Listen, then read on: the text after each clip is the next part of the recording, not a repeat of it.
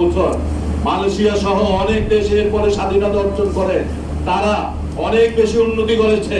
আমরা কি উন্নতি করেছি?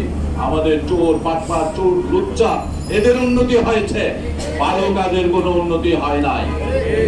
ক্ষমতায় থাকার জন্য পাখির মতো মানুষ মেরেছে। বিশিষ্টবাদী প্রধানমন্ত্রী তার মেট্রো রেলের জন্য কান্না আসে, মুক্তদের জন্য কান্না আসে না।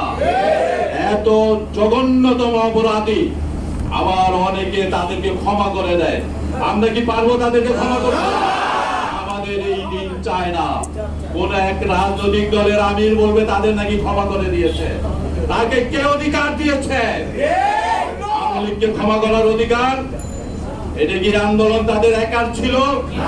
আন্দোলন এই দেশের শিশু থেকে বৃদ্ধ সবাই ছিল। এককভাবে কেউ সিদ্ধান্ত নেওয়ার অধিকার নাই। আমরা কি জন্য ক্ষমা করেছে? ফ্যাসিস্ট সরকারের সাথে তারা সহযোগী ছিল তাদেরকে ক্ষমতায় রাখার জন্য। ইতিহাস ভুলে গেলে হবে না। অতএব আগামীতে আমাদেরকে এমন একটি দলকে ক্ষমতায় নিতে হবে। একজন সেনাবাহিনীর লোক, কালকে আমি ভিডিও দেখেছি, সে বলেছে যে আমি মুসলমান, অতএব আমি কোনো মন্দিরে আঘাত করতে পারি না, আমার দ্বারা কোনো অন্যায় কাজ হতে পারে না, কারণ আমি মুসলমান। আপনারা দেখেন, কোন ক্ষতি কোন কোন মন্দিরে আক্রমণ করলে সওয়াব হবে বলে? কি বলে? গুনাহ হবে। কারো উপর বেহক অন্যায় করলে কি হবে?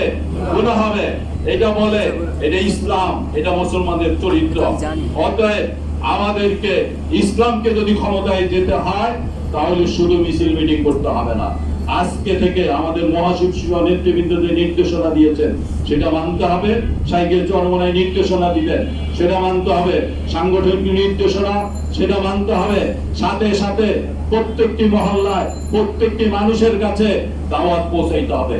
ইসলাম, ইসলামী আন্দোলন বাংলাদেশ, বাংলাদেশ মুজাহিদ কমিটি, ছাত্র যুব শ্রমিক আইনজীবী পরিষদ, যে যে পেশায় আছে সেই পেশার অনুকূলে সংগঠনে আমাদেরকে লোক ঢুকাইতে হবে। দেশের প্রভাবশালী লোক, এলাকার প্রভাবশালী লোক, সমাজের প্রভাবশালী লোক, শিক্ষিত শ্রেণী, মাতাব্বর যারা সমাজের নেতৃত্ব দেয়, এদেরকে টার্গেট করে বলতে হবে যে 52 বছর যাদের পিছে ঘুরেছেন এরা শোষণ লাঞ্ছনা ছাড়া আমাদেরকে কিছু দেয় নাই। অতএব ইসলাম, ইসলামী আন্দোলন বাংলাদেশ, এইখানে সবাই নিরাপদে থাকবে। আসুন আমাদের দলে এসে সংঘবদ্ধ করে প্রত্যেক পাড়া মহল্লায় সবাইকে সংঘবদ্ধ করে আগামী দিনের ইসলাম প্রতিষ্ঠার সংগ্রামে আমাদেরকে ঐক্যবদ্ধ করতে হবে। আপনাদের সবাইকে ধন্যবাদ।